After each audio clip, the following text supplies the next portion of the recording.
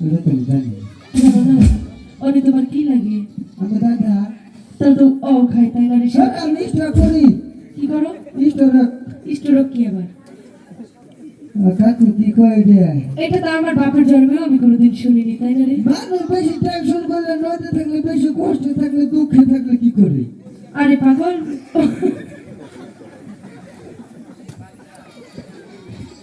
কি রে আচ্ছা হিটে তুমি কি স্টক করো সি সি ইয়েস এদিকে আসো নো তুমি এই কপালে এটা কি রেখেছো কসদি আই লাভ ইউ কাকে বলে লিখেছো টু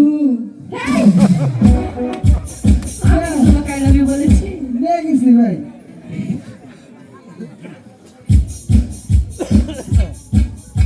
একটা কথা কই বলো আমার নিষ্পেলে নামার অভ্যাস নাই তোমার নিশ্চয়ই আমার অভ্যাস না একবার আসতে তাই না রে সখী কি বলেছি বেরেক মানে না ঠিক শোন দাদা এখানে এসেছে আমার মাছ ধরতে। হ্যাঁ হ্যাঁ এটা কি এর জন্য এনেছি? মাশাআল্লাহ মাছ ধরবার।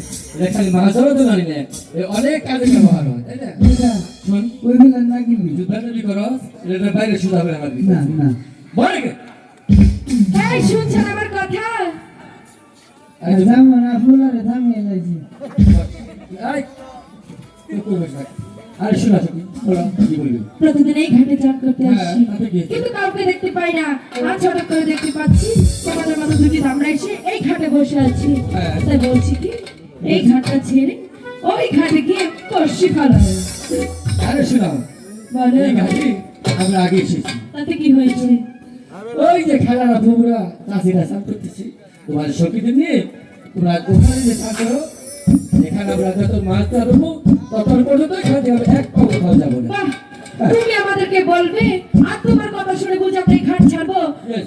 আমরা যদি এই ঘাটে চান করতে না পারি তোমাদেরকে এই ঘাটে বসি আলাদা দেবো না তাই না? এই যে আমার কাছে একটা সীমাস আছে আসলে তুমি একটা পাগল এটা কথা কই বলো আমরা সিফটি বাক করি এই সখী এই। ওকে শিক্ষা দিয়ে যা